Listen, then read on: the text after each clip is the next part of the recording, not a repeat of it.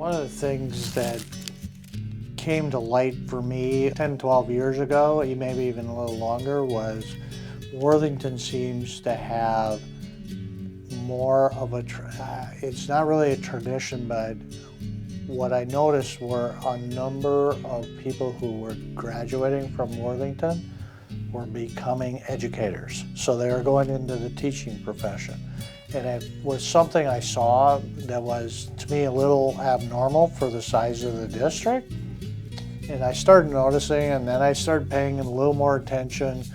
And so when I noticed that at a certain point, I'm going, we need to figure out how to tap into this to meet the future needs of the district. Because if you look at the number of employees that we had at that time, there was a large percentage that were what I call homegrown educators who came back to Worthington to teach. That's how my train of thought started years ago. And then for a couple years, I started throwing mud at Jeff Williamson. And him and I debated back and forth. And of course, they're a two-year type profession or school. With teaching being a four-year, I kept bouncing. How do we get here? What can we do? And so for about 2 years that went back and forth. And finally Jeff called me up one day and he says, I have an idea of what we could consider. So I met with him, we talked about it, and that's eventually how we got to this group of Worthington School District, Minnesota West, SMSU, and had a much broader conversation than him and I bouncing a lot of ideas back and forth and how this, because he understood the higher ed approach, not only at a 2-year but a 4-year. And the real goal at that point was there wasn't a 4-year degree offered here.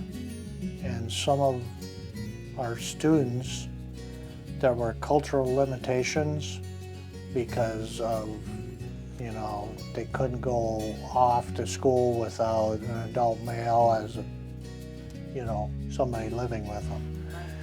So that's how it kind of all started, and I saw barriers, I saw different things that we were trying to eliminate so we could increase the pool of educators that might come back and work here. Yeah, so there's without a doubt a teacher shortage, and that conversation started 7, 8 years ago, and people started sounding the alarm of we're going to have a teacher shortage, and there's all these baby boomers retiring, and so that was part of the conversation of we saw the shortage coming and how do we meet that future need, as well as based on our student population, it has the potential to meet that teacher of color that everybody wants to develop more. So overall, the goal was also not only to increase our pool and hire homegrown, but it was also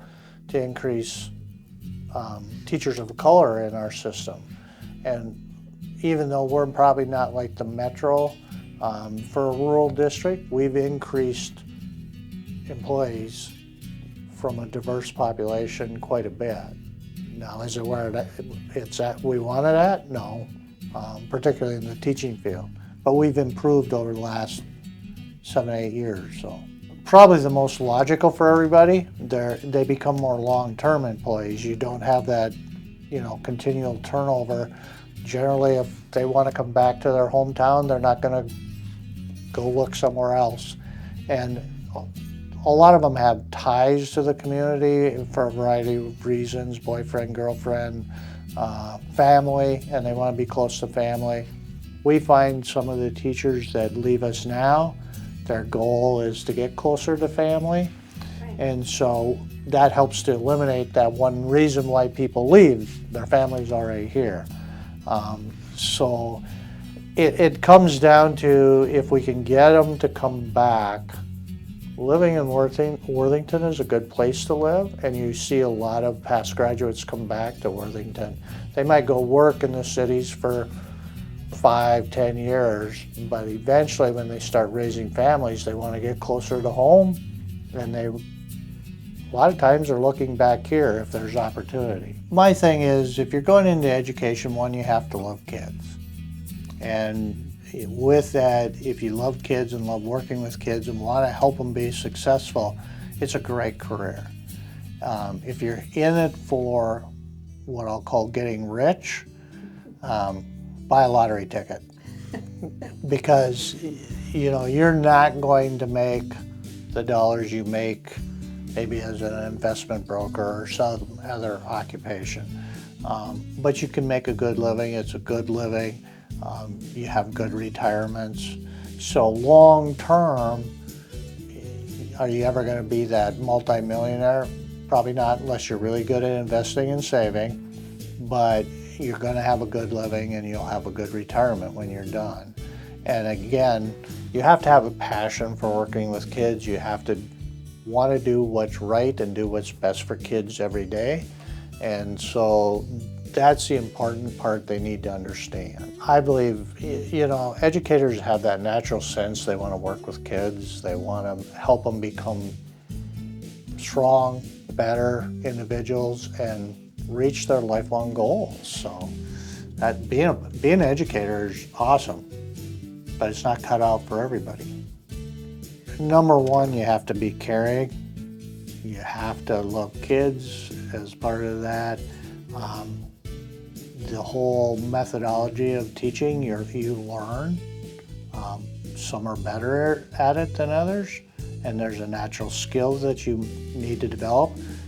Can't be afraid of hard work because it's long hours, and it's just an overall commitment to that mission of educating kids. You have to want to excel. It's like anything though. If you're a doctor, you have to want to be able to deal with people's medical conditions and help them become healthier and have a better life. And so every occupation has that mission long-term goal that you have to have as whatever career you're in. And I would tell you, in my view, doesn't matter what you do. If you're an electrician or you're a plumber or you're an educator or an attorney, you have to be passionate about what you do. And unfortunately, when you're an educator, you live, eat, and breathe it. I don't know, I'm excited about this teacher pathway project and what we're doing with it, because we are, one, helping ourselves, but two, we're helping those individuals become educators, and hopefully through an easier process with less barriers. And in the end, the ones that choose to follow through and go through it have the opportunity to have a job in their hometown. Because right now, there are positions open. They'll probably be open for a while. Unlike when I started 39 years ago, I'm telling you, I sent out 80, 90 applications to maybe get one or two interviews. And so the times have changed in that. Everything's different now. The workforce isn't there. The baby boomers are retiring, so there's more opportunity, and there's no better opportunity now. Salaries are better, benefits are better, working conditions generally are better, and so it's a great career to be considering.